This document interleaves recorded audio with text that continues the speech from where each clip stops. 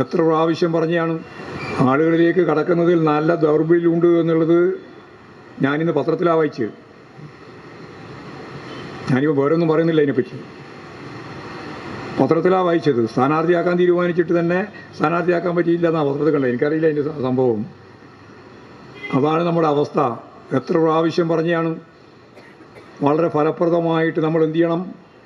വീട് കയറണം, മുഴുവൻ വീടും കയറണം. വീട് കയറിയതിന് ശേഷം മാത്രമേ ബൂത്ത് അടിസ്ഥാനത്തിലോ വാർഡ് അടിസ്ഥാനത്തിലോ എന്ത് ചെയ്യാൻ പാടുള്ളൂ, എന്ത് നടത്താൻ പാടുള്ളൂ എന്നാണ് പറഞ്ഞേ.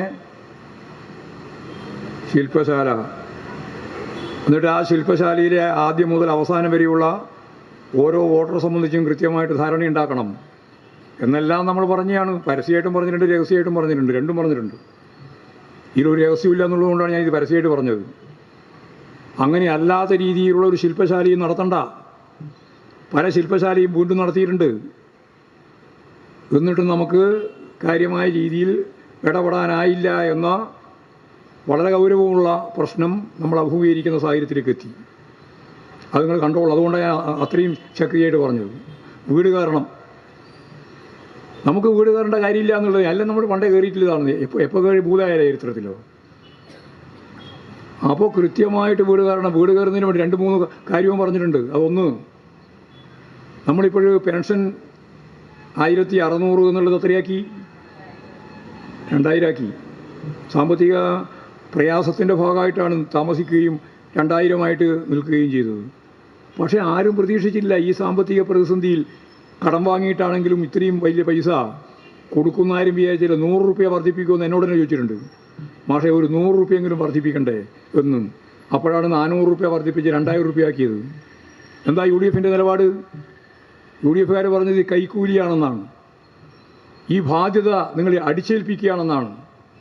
ഇപ്പം പറയുന്നതല്ല. 45 രൂപ നായനാർ കൊടുക്കാൻ തീരുമാനിച്ചപ്പോഴും ഇതേപോലെ തന്നെയാണ് പറഞ്ഞത്. പ്രത്യുൽപാദപരമല്ലാത്ത ഈ വിഭാഗത്തിന് പെൻഷൻ കൊടുത്തിട്ട് എന്താ കാര്യമെന്ന് അന്ന് കരുണാകരൻ ചോദിച്ചതാണ്. അത് 45 ഉണ്ടായിരുന്നുള്ളൂ. ആ 45 ഇപ്പോൾ എത്രയായത്? 2000 ആയത്. ആ 2000 രൂപ പെൻഷൻ വാങ്ങുന്ന മുഴുവൻ ആളുകളെയും കാണണം എന്ന് നമ്മൾ പറഞ്ഞു. കണ്ടുവോ? നമുക്ക് പല തിരക്കായതുകൊണ്ട് കാണാൻ സാധിക്കുന്നില്ല. ഓരോരുത്തരെയും കാണണമെന്നാണ് പറഞ്ഞത്. അങ്ങനെ കണ്ടതിന് ശേഷം അവരുടെ യോഗം വിളിച്ചു ചേർക്കണം. വാർഡ് അടിസ്ഥാനത്തിൽ 3-4 യോഗം. ഒരു യോഗമൊന്നും അല്ലാതെ തീരുമാനിച്ചത്. ഒരു യോഗത്തിലൊന്നും വരില്ല. 3-4 യോഗം ചേരണമെന്ന് നമ്മൾ പറഞ്ഞു.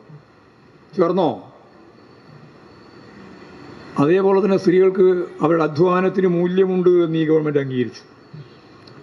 എന്നോട് തന്നെ പലരും ചോദിച്ചതാണ്, നിങ്ങളെല്ലാം പ്രസംഗിച്ച്